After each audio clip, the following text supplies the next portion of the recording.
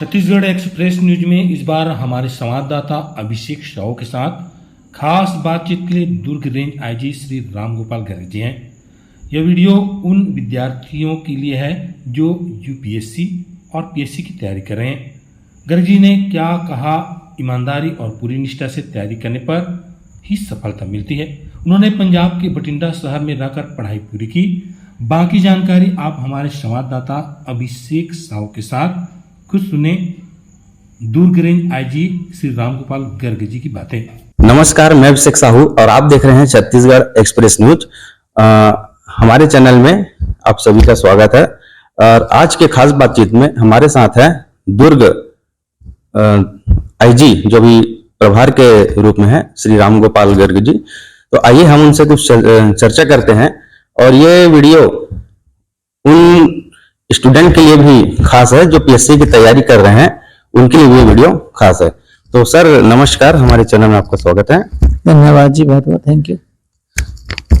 Sir हम ये जानना चाह रहे हैं कि आपकी शुरुआती शिक्षा कहाँ से हुई और आईजी तक का सफर आपका कैसा रहा, कहाँ आप असफल हुए, क्योंकि कहीं न कहीं ऐसा कुछ मोड़ आया होगा आपकी भी लाइफ में कि असफल हुए होंगे। तो आज के जो हमारे स्टूडेंट है कि कुछ लोग असफल होने पे कुछ कदम उठा लेते हैं, गलत कदम उठा लेते हैं, तो उनके लिए क्या प्रेरणा रहेगी और आपकी शुरुआती शिक्षा के बारे में शुरुआत करते हैं यहाँ से। मैंने 2007 में यूपीएससी का एग्जाम क्लियर किया था। तो उससे पहले मेरी पढ़ाई पंजाब के बठिंडा शहर में हुई थी। बचपन में मेरा 10th तक पंजाबी मीडियम में स्टडी की थी और 11th के बाद उसके बाद इंग्लिश मीडियम में स्विच ओवर किए थे। और यूपीएससी में मेरे ऑप्शनल मैथमेटिक्स और पब्लिक एडमिनिस्ट्रेशन थे। तो जैसा कि स्टूडेंट्स को मैं ये कहना चाहूँगा कि ये यूपीएससी एग्ज़ाम स्पेशली जो इसकी तैयारी कर रहे हैं या पीसीएससी एग्ज़ाम की, ये जो एग्ज़ाम है ये आपकी नॉलेज से ज़्यादा आपकी परसिवरेंस जिसको कहते हैं निष्ठा चेक करता है कि आप कितना किसी चीज़ के प्रति सीरियस हो। तो इस एग्जाम में वो लोग सफल जरूर होते हैं जो कि पूरी निष्ठा से लगातार पढ़ाई करते हैं या नॉलेज गेन करते हैं। और एक इसमें पर्सनैलिटी टेस्ट होता है, इंटरव्यू जिसको कहते हैं, उसमें आपके नॉलेज तो ऑलरेडी एग्जाम चेक कर लेता है। पर्सनैलिटी टेस्ट में आपका क्या बेंट ऑफ माइंड है, आप किस प्रकार की सोच रखते हो, ओपिनियंस क्या हैं आपके रोजमर्रा की जिंदगी के बारे में, मुद्दों के बारे में, वो उसमें चेक होता है। तो इसलिए मैं ये स्टूडेंट्स को यही कहना चाहूँगा कि ये एग्ज़ाम जो है इसको सीरियसली अगर पढ़ाई करेंगे तो इसमें असफल होने का कोई कारण नहीं है। और किसी भी कारण से अगर इसमें सफलता नहीं भी मिलती तो ये एग्ज़ाम आपको इतना नॉलेजेबल और इतना बेहतर इंसान बना देता है कि आप जिंदगी में किसी ना किसी फील्ड में जरूर तरक्की करते हो। तो सर इस पढ़ाई के बीच में ऐसा कोई मोड़ आया होगा जहां पे आप निराश हुए होंगे? जी बिल्कुल, ये मेरा तीसरी अटेम्प्ट में ये एग्जाम क्लियर हुआ था। तो डेफिनेटली पहली अटेम्प्ट में जब मैंने मेंस दिया था, फिर मेंस का क्लियर नहीं हुआ था, सेकंड में मेंस क्लियर हो गया था, इंटरव्यू क्लियर नहीं हुई थी। तो निराशा जरूर होती है, परंतु मेरे माँ बाप का साथ था, मेरे भाई बहनों का सभी का साथ था और दोस्तों का साथ था। तो उन्होंने इनकरेज किया कि we should go for it और जब तक अटेम्प्ट है आप हम ट्राई करेंगे। और अगर मैंने तो मन में ठान लिया था कि अगर नहीं भी होगा तो I had written other exam also. Luckily उस साल मेरा कैट का एग्जाम भी क्लियर हो गया था। IIM कैलकाटा में मेरी एडमिशन हो गई थी, परंतु मैंने यूपीएससी को प्रेफरेंस दी। तो इसलिए आप अपनी मेहनत करें या बाकी जो फल है वो भगवान पर छोड़ दें। मेहनत करना हमारा कर्तव्य है। इसमें एक चीज और कहना चाहूंगा कि जो हमारे स्टूडेंट्स हैं उनको के ऑप्शनल सब्जेक्ट जो इसमें रहता है इस एग्जाम में वो जरूर केयरफुली सिलेक्ट करें, क्योंकि ऑप्शनल सब्जेक्ट में आपकी मास्टरी होनी चाहिए, आपको एक एक कंसेप्ट क्लियर होना चाहिए। तो जिस सब्जेक्ट में आपका इंटरेस्ट है वो सब्जेक्ट को चूज करेंगे तो ज्यादा अच्छा रहेगा, क्योंकि काफी पढ़ाई करनी पड़ती है। और साथ ही जो राइटिंग प्रैक्टिस है वो भी कर सकते हैं। कोचिंग बहुत ज्यादा जरूरी नहीं है। बहुत सारे स्टूडेंट्स, मैंने भी बिना कोचिंग के ही ये एग्जाम क्लियर किया था। तो coaching is not an issue. Initial phase में आपको गाइडेंस की जरूरत पड़ती है परंतु एक बार आपकी अगर लाइन क्लियर होगी कि आपने क्या क्या पढ़ना है, उसके बाद फिर आपको बहुत ज्यादा कोचिंग की जरूरत नहीं है। तो अच्छा सर, हमने ये भी सुना था कि पढ़ाई के लिए आपके पिताजी ने लोन लिया था और आपने जॉब करके उसको चुकाया, उसके बाद फिर आप आगे निरंतर बढ़ते रहे, ये कहाँ तक सर? मतलब मेरे पिताजी अभी इस दुनिया में नहीं है, परंतु उन्होंने और मेरी माताजी, इन्होंने जो हमारे लिए सेक्रीफाइस किए हैं उसको हम कभी भुला नहीं सकते। काफी इकोनॉमिक कंडीशन घर की हमारे ठीक नहीं थी, परंतु उन्होंने हमें इस काबिल बनाया, पढ़ाया लिखाया। 10th में जब 12th में जब एग्जाम होता है एंट्रेंस टेस्ट इंजीनियरिंग का, उस समय CET होता था, कॉमन एंट्रेंस टेस्ट, हर स्टेट वाइज होता था। तो उसमें मेरा रैंक काफी आगे आया था, पूरे स्टेट में 30वां रैंक था। तो मुझे Thapar institute of engineering technology Patiala में एडमिशन मिल गई थी, परंतु उसमें फीस काफी ज्यादा थी। तो फीस को पे करने के लिए पिताजी ने लोन लिया था, और मुझे लगातार पढ़ाई के समय यही था कि उस लोन को किसी न किसी तरीके से चुकाना है। कुछ तो मेरी स्कॉलरशिप लग गई थी वहाँ कॉलेज में, तो इसलिए आधा लोन तो उसी में चला जाता था। कुछ मैंने फिर उसके बाद 2 साल जॉब की, तो उस जॉब के माध्यम से लोन को चुकाया, परंतु उस समय की जो पिताजी के सेक्रीफाइस थे उसको हम नहीं भूल सकते। तो आज जो भी है उन्हीं के कारण है। सर कितना घंटे आप पढ़ाई करते थे? देखिए, पहले मैं 2 साल जॉब की थी मैंने एज ए सॉफ्टवेयर इंजीनियर 2001 से लेके 3 तक। तो उसके बाद जॉब को छोड़ के मैंने full fledged civil service exam की तैयारी की थी। तो दिन में करीब 12 से 14 घंटे तो पढ़ाई कर लेते थे, परंतु बहुत लोगों को जॉब छोड़ने की मेरे ख्याल से इसमें आवश्यकता नहीं। अगर आपने बेसिक तैयारी शुरू में कर रखी है तो हो सकता है आपको 6 महीने एक्स्ट्रा लग जाएं, परंतु अगर जॉब के साथ भी आप करना चाहें तो इसको कर सकते हैं, बशर्ते कि आपकी जॉब थोड़ी सी लाइट हो, जिसमें आपको मतलब पढ़ने का टाइम मिल जाए। तो ऑन एन एवरेज अगर 8 से 10 घंटे आप डेली पढ़ते हैं तो सफिशिएंट है।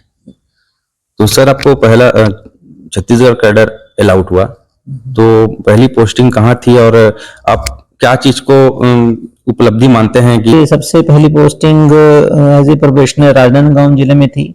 अनफॉर्चुनेटली मेरे जो ट्रेनिंग SP थे श्री विनोद चौबे, वो उसी समय एक नक्सली घटना हुई थी जिसमें वो शहीद हो गए थे।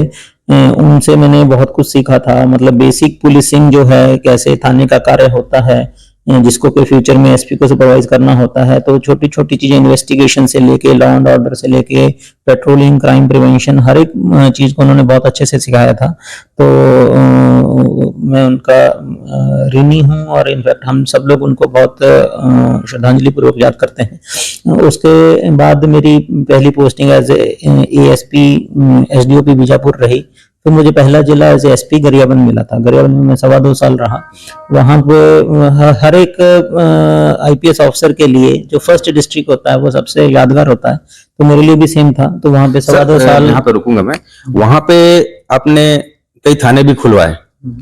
हाँ, वही मैं बताना चाहूंगा कि वहाँ पे पहला जिला था, काफी उस समय में यंग था, तो एनर्जी यंग ऑफिसर में बहुत रहती है।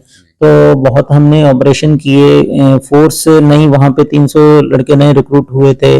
पुलिस के ऑफिस का स्टाफ नया था क्योंकि नया जिला बना था बिल्कुल। तो हमने, मेरे सीनियर ऑफिसर्स का पूरा सहयोग रहा। जिस ऑफिस में आज मैं बैठा हूँ, उस समय IG दुर्ग रेंज श्री RK विज, और अभी जो हमारे प्रेजेंट DG सर हैं अशोक रिनेजा सर, ये मेरे IG रहे हैं उस समय के, और हिमांशु गुप्ता साहब मेरे DIG रहे हैं। तो इन हमारे वरिष्ठ अधिकारियों के मार्गदर्शन में वहाँ पे काफी अच्छी सफलताएं मिली, बहुत अच्छे एनकाउंटर्स हुए। करीब हमने 6 थाने नक्सल एरिया में खोले, जो कि पहले मैनपुर से लेके देवभोग का जो 85 किलोमीटर का सफर था वो पूरा जंगल का था, तो जिसमें बिल्कुल एक भी प्रेजेंस नहीं थी। तो हमने वहाँ पे 3 थाने उस रोड पे खोले ताकि रोड को सिक्योर किया जाए पहले। तो कुछ घटनाएं भी हुई थी, लेकिन भगवान की कृपा से पुलिस को किसी प्रकार की क्षति मेरे टेन्योर में नहीं रही, और 1-2 अच्छे एनकाउंटर हुए जिससे नक्सली काफी बैकफुट पर चले गए थे। तो आज भी वो स्थिति वहाँ पे काफी इम्प्रूव हुई है। तो गरियाबंद को ऑलमोस्ट नक्सल फ्री हम देखते हैं आज की डेट में। दूसरा मेरे लिए यादगार पल था कि मैंने विधानसभा चुनाव कोरिया में कराए थे और लोकसभा चुनाव बालोद में कराए थे। तो इस समय जब अब एज ए आईजी बालोद में मैं जब चुनाव की समीक्षा के लिए जाते थे तैयारियों की, तो मुझे वो दिन याद आते थे कि कैसे हम एज ए एसपी चुनाव की तैयारी करते थे और अभी आज एज ए आईजी उसको सुपरवाइज कर रहे हैं। अच्छा सर, ये अभी आप दुर्ग आईजी के प्रभार के तौर पे हैं, तो यहाँ पे हम अपराध को देख रहे हैं कि किस तरह से अपराध बढ़ रहा है और पुलिस भी सक्रिय रूप से काम कर रही है। तो उसको आप किस नजरिए से देखते हैं, कैसे अपराध को और कम किया जा सके ताकि भय का एक वो बना रहे, उसके लिए आप क्या तैयारी अभी चल रही है? मैं एक बात जो बीच में छोटी की बताना चाहूंगा कि मैंने 7 साल central bureau of investigation CBI में काम किया है ऑन डेपुटेशन 2015 से लेके 22 तक। तो वहाँ का एक्सपीरियंस भी बहुत अच्छा रहा है। सेंट्रल एजेंसीज में काम करने का एक अलग वो एक्सपीरियंस रहता है। आप वहाँ पे ऑन ग्राउंड खुद काम करते हैं, हर एक डॉक्यूमेंट खुद तैयार करना होता है। तो इन्वेस्टिगेशन प्रोसीजर्स, कोर्ट की प्रोसीजर्स बहुत अच्छे से वहाँ पे समझी, जिसका उपयोग मैंने फील्ड में भी किया एज ए आईजी सरगुजा और एज ए आईजी दुर्ग भी हम उसको कर रहे हैं। आपको जैसे ज्ञात होगा, कुछ समय पहले साइबर क्राइम को लेकर हमने गूगल को एक लेटर लिखा था, एक नोटिस दिया था कि उनकी जो एल्गोरिथम्स हैं उसमें सुधार करें। तो गूगल ने अच्छा उसमें रिस्पांस दिया है, जिसमें कि अभी पिछले करीब 1.5-2 महीने से मैं गूगल सर्च रिलेटेड फ्रॉड हमें नहीं सुनाई दे रहे हैं। तो ये एक अच्छा इनिशिएटिव है। जैसा और बाकी आपने अपराध के लिए बोला, तो जैसे जैसे अर्बनाइजेशन बढ़ती है और ये एक कोरिलेशन हमेशा रहता है कि अर्बनाइजेशन बढ़ने से अपराध का बढ़ना, पॉपुलेशन बढ़ने से डेफिनेटली क्राइम रेट जो है, क्राइम रेट की स्टडी अगर हम करेंगे तो क्राइम रेट जितनी पॉपुलेशन बढ़ी है उस हिसाब से उतना नहीं बढ़ता है। तो डेफिनेटली असामाजिक तत्व समाज में हमेशा रहते हैं, ये शुरू से ही हिस्टोरिकल इसके ट्रेंड्स हैं। परंतु हमारी कोशिश ये रहती है कि जो अपराध हैं वो इस तरह से ना हो कि लोगों की रोजमर्रा की जिंदगी में इफेक्ट होना शुरू हो जाए। तो कुछ जो घटनाएं होती हैं उसकी हम समीक्षा करते हैं कि कहाँ पे पेट्रोलिंग में कमी है या कहाँ पे हमें प्रतिबंधात्मक कार्रवाई की कमी है, फिर उसको और किया जाता है। तो लगातार हमारे प्रयास रहते हैं कि अपराध जो है वो कंट्रोल में रहे।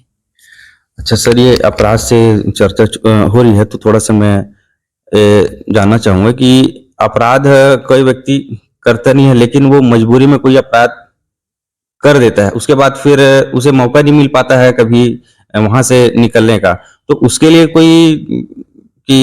उसके लिए मतलब अपराध जो हो रहा है उसे कम करने के लिए, मतलब उनके बातों को थोड़ा समझे, उसके लिए पुलिस कोई कुछ उपाय ढूंढ रही है या कुछ कर रही है पुलिस उनके लिए? नहीं, ये अलग अलग विभागों के काम अलग अलग होते हैं। जैसे कोई अपराध अगर करता है तो पुलिस की ड्यूटी ये रहती है कि उस जो विक्टिम है, विक्टिम के बारे में भी सोचना चाहिए, जिसके विरुद्ध अपराध घटित हुआ है उसको भी तो न्याय दिलवाना पुलिस की जिम्मेदारी है। तो न्यायालय का हम न्यायालय के समक्ष अपनी रिपोर्ट पेश करते हैं। न्यायालय आगे निर्णय लेता है कि अगर अपराधी की बातों से वो संतुष्ट है कि अपराध गलती से हुआ है या कैसे हुआ है, उसको न्यायालय निर्णय लेता है। और जो हमारे जेल जो है उसमें उस आदमी को आत्मचिंतन का मौका मिलता है, सुधार करने की उसमें गुंजाइश रहती है। तो पुलिस विभाग का कर्तव्य, प्रथम दृश्य कर्तव्य पुलिस विभाग का जो अपराध की रोकथाम करना, और अगर किसी से अपराध हुआ है तो उसको पुलिस न्यायालय तक लेके जाना पुलिस की दायित्व रहता है। सर, आपकी शुरू से लेकर अब तक की ड्यूटी के दौरान ऐसा कोई पल जिसे आप याद करके हंसते हो, या एकदम खुशनुमा वो पल या हंसी मजाक का वो पल हमारे दर्शकों को शेयर कीजिए। ऐसे पल आते रहते हैं, कोई मतलब अविस्मरणीय पल अभी मैं फिलहाल नहीं सोच पा रहा हूँ। परंतु जब भी कोई ऐसा काम हम करते हैं जिससे कि किसी को न्याय मिलता है या किसी के कोई जैसे कोई चोरी हुई उसकी रिकवरी होती है या किसी के केस को डिटेक्ट करते हैं, तो उसमें सेटिस्फेक्शन बहुत मिलती है। तो यही इस सर्विस का एक आनंद है। जिम्मेदारी बहुत ज्यादा है, परंतु इसी में हम खुशी के पल ढूंढ लेते हैं। नए कानून को लेकर क्या कहेंगे? जैसा आपको ज्ञात है कि भारतीय न्याय संहिता, भारतीय नागरिक सुरक्षा संहिता और भारतीय साक्ष्य अधिनियम, ये 3 नए कानून जो 1 जुलाई 2024 से लागू हो गए हैं, इन्होंने भारत की जो बेसिक जो हमारे क्रिमिनल लॉज हैं, पुराने जो क्रिमिनल लॉज थे, इंडियन पीनल कोड आईपीसी और क्रिमिनल प्रोसीजर कोड और इंडियन एविडेंस एक्ट, इनको रिप्लेस किया है।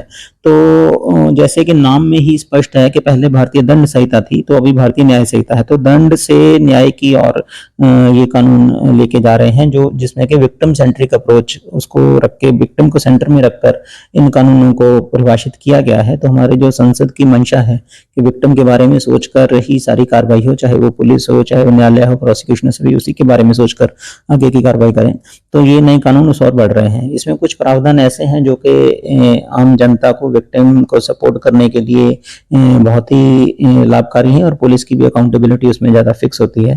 तो जैसे कि 0 एफआईआर का कॉन्सेप्ट इसमें आया है कि आप कहीं भी रहकर अपनी एफआईआर आप दर्ज करा सकते हैं संबंधित थाने में, तो जहाँ की घटना है फिर वहाँ उस थाने को वो एफआईआर ट्रांसफर हो जाएगी। साथ ही ईएफआईआर का इसमें कॉन्सेप्ट है कि आप दूर बैठकर अपने ईमेल के माध्यम से या फोन के माध्यम से भी अपनी शिकायत दर्ज करा सकते हैं, परंतु इसमें एक क्लॉज ये है कि 3 दिन के अंदर आपको संबंधित थाने में जाकर उसमें अपनी एफआईआर पे साइन करना पड़ेगा। तो ये कुछ प्रावधान है। साथ ही जो भी इन्वेस्टिगेशन होगी उसकी प्रोग्रेस विक्टिम को 90 दिन के बाद बतानी होगी पुलिस को, और साथ ही टेक्नोलॉजी का इस्तेमाल भी इस कानून में करने के लिए पुलिस को और न्यायालय को बाधित किया गया है। तो ये सभी इन चीज़ों से और जिम्मेदारियां फिक्स की गई हैं, टाइमलाइंस फिक्स की गई हैं कि कितने टाइम में कौन सी प्रोसीजर पूरी करनी है। तो इससे जो विक्टिम है उसको न्याय मिलने में देरी ना होने की संभावना है और साथ ही समयबद्ध तरीके से कार्रवाई होने की पूरी संभावना है इसमें। सर छोटा सा एक एग्जाम्पल है, जैसे दुर्ग में किसी व्यक्ति के घर चोरी हुआ और वो दिल्ली में है, तो वो कैसा एफआईआर करेगा? बिल्कुल, वो चोरी की एफआईआर वो ईएफआईआर करवा सकते हैं, वहीं से इंफॉर्मेशन दे सकते हैं पुलिस को। तो पुलिस घटनास्थल जाकर उसकी पूरी समीक्षा करके अगर कुछ क्लू मिलते हैं तो इमीडिएटली जो अपराधी उनको पकड़ने के लिए भी पुलिस कार्रवाई कर सकती है। तो अभी ये बाध्यता नहीं है कि तुरंत पहले थाने आए रिपोर्ट करें उसके बाद ही पुलिस एक्शन लेना स्टार्ट करेगी। तो ईएफआईआर के माध्यम से जब आपकी रिपोर्टिंग होगी तो पुलिस उसमें कार्रवाई करेगी, परंतु 3 दिन के अंदर उस व्यक्ति को थाने में आके अपनी शिकायत फॉर्मली रजिस्टर करवानी पड़ेगी। तो देखा कैसे आप दुर्ग में रह रहे हैं और दिल्ली में दुर्ग में रह रहे हैं और घटना कुछ हो जाती है और आप दिल्ली में हैं, तो आप कैसे एफआईआर लिखा सकते हैं? आईजी साहब ने आपको पूरा स्पष्ट बताया है। तो ठीक है, इसी के तो देखा ये हमारे आईजी साहब रामगोपाल गर्ग जी ने आपको सुना आपने, और आगे इस तरह से चर्चाएं जारी रहेंगी। मैं अभिषेक साहू, आप देख रहे हैं छत्तीसगढ़ एक्सप्रेस न्यूज। धन्यवाद।